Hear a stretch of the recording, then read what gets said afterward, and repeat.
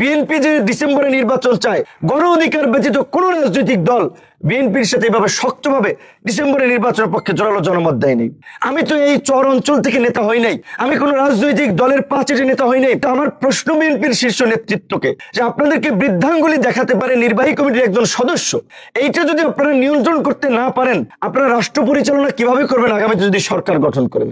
একজন হাসান মামুনকে যদি আপনারা নিয়ন্ত্রণ করতে না পারেন, গতকালকে সর্বশেষ ইউনিয়নে যেই ঘটনাটি ভুলভাবে এসেছে যে বিএনপির অফিসে নাকি ভাঙচুর চালানো হয়েছে, হামলা হয়েছে। দেখেন আপনারা এখানে জাতীয় মিডিয়ার দেশের মানুষ, বিএনপির অফিস এই আমলে ভাঙচুর করবে এমন লোক বাংলাদেশে আছে? বিএনপির অফিস ভাঙচুর করবে? নাই। কারণ দুইটা বড় রাজনৈতিক দল ছিল, আওয়ামী লীগ এবং বিএনপি। আওয়ামী লীগের পতন হয়েছে, আওয়ামী লীগ দেশ থেকে পালিয়ে গেছে, এখন আছে বিএনপি। সেখানে বিএনপির অফিসে ভাঙচুর করবে, এটা তো কল্পনাও করা যায় না। আজকে আপনারা দেখেছেন, বলতে গেলে যে বিএনপি যে ডিসেম্বরে নির্বাচন চায়, গণ অধিকার ব্যতীত কোন রাজনৈতিক দল বিএনপির সাথে এভাবে শক্তভাবে ডিসেম্বরে নির্বাচনের পক্ষে জোরালো জনমত দেয়নি।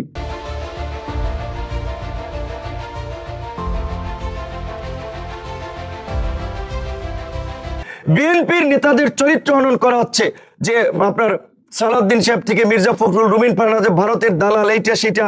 সেখানে গণ অধিকার পরিষদের নেতৃবৃন্দ সভাপতি হয়ে আমরা সেটার প্রতিবাদ করি, কারণ আমরা মনে করি যে রাজনীতিতে একটা সৌন্দর্য শিষ্টাচার থাকা দরকার। এইভাবে যদি সিনিয়র মানুষকে নিয়ে নানা ধরনের অপপ্রচার প্রপাগান্ডা ছড়ায়, আজকে একজনকে নিয়ে ছড়িয়েছে, কালকে আমাকে নিয়ে ছড়াবে, সেই জায়গা থেকে আজকে জাতীয় পর্যায় থেকেও আমাদের এত একটা বোঝাপড়া, জাতীয় রাজনীতিতে সমস্ত রাজনৈতিক দলগুলোর এত একটা আন্তরিকতা, সেখানে লোকাল পর্যায়ে আমার উপজেলায় এক হাসান মামুন বিএনপির সাইনবোর্ড ব্যবহার করে এই ঘটনা ঘটালো। আমি শুধুমাত্র ডক্টর ইউনূসের সাথে জনাব তারেক রহমানের মিটিং, এই কারণে ওনাকে এই ছোট বিষয়ে জানায়নি।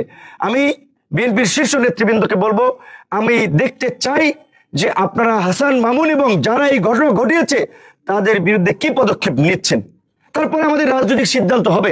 আপনারা একটা নিরপেক্ষ তদন্ত করেন, যদি আপনাদেরকে মনে হয় যে গণ অধিকারের এখানে কোনো সংশ্লিষ্টতা আছে, এই দক্ষিণাঞ্চলের বায়াস নেতা বা হাসান মামুন পন্থী নেতারা একটা নিরপেক্ষ তদন্ত করে ঘটনাটা জানেন।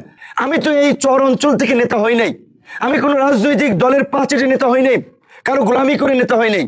আন্দোলন সংগ্রামের মধ্যে দিয়ে আমরা বেড়ে উঠেছি, প্রতিকূল সময় রাজপথে লড়াই সংগ্রাম করে নিজেদেরকে তৈরি করেছি, কোনো দলে যাই নাই, দল তৈরি করেছি।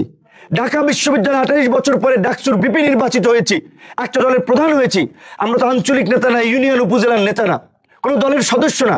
তো আমাদের সাথে এই ধরনের আচরণ করা হলো, এলাকাবাসী এই গলাচিপা 10 মিনার মানুষের কাছে আমরা এর বিচার দিলাম। আপনারা এর একটা বিচার করবেন যে রাস্তায় এইভাবে গাছ ফালানো হয়েছে, এইভাবে ইট জড়ো করা হয়েছে, এবং এই যে পুরো জেলার, যেহেতু সে কেন্দ্রীয় বিএনপির সদস্য, তার তো একটা নেটওয়ার্ক আছে এবং ছাত্র রাজনীতি করেছেন, কাটা লাইনেও যোগাযোগ আছে। তিনি সেই সমস্ত সন্ত্রাসীদেরকে ওইখানে জড়ো করেছিলেন এবং আমাকে সেনাবাহিনীর লোকেরা, পুলিশ বলতেছিল যে ভাই পরিস্থিতি যা, আমরা এখানে আপনার নিরাপত্তা দিতে অক্ষম হচ্ছি, এই অবস্থা আমরা পরিস্থিতি কন্ট্রোল করতে পারবো না। আমি বলেছি যে যা হয় হবে, মৃত্যু হলে হবে, কিন্তু আমরা আমাদের গন্তব্যস্থলে যাব। পরবর্তীতে তারা আমাকে বলছে তাহলে আপনি পটুয়াখালী যান, গলাচিপায় না যে। আমি বললাম আমার উপজেলা গলাচিপা, আমি গলাচিপায় যাবো না, কেন পটুয়াখালীতে যাব?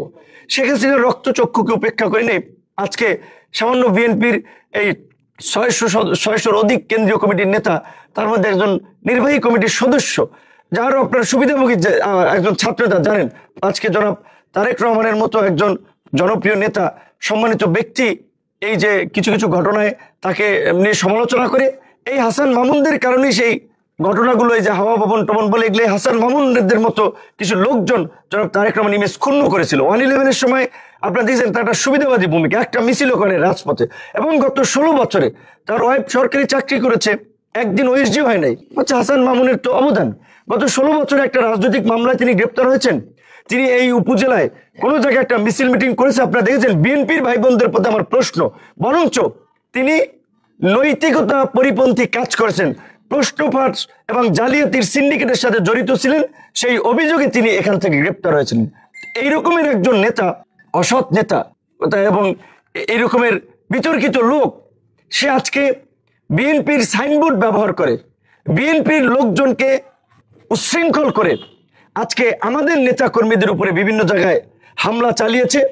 গতকালকে গণ অধিকার পরিষদের গলাচিপা 10 মিনার প্রত্যেকটি ইউনিয়নের অফিস, এমনকি ওয়ার্ডের অফিসও ভাঙচুর করেছে।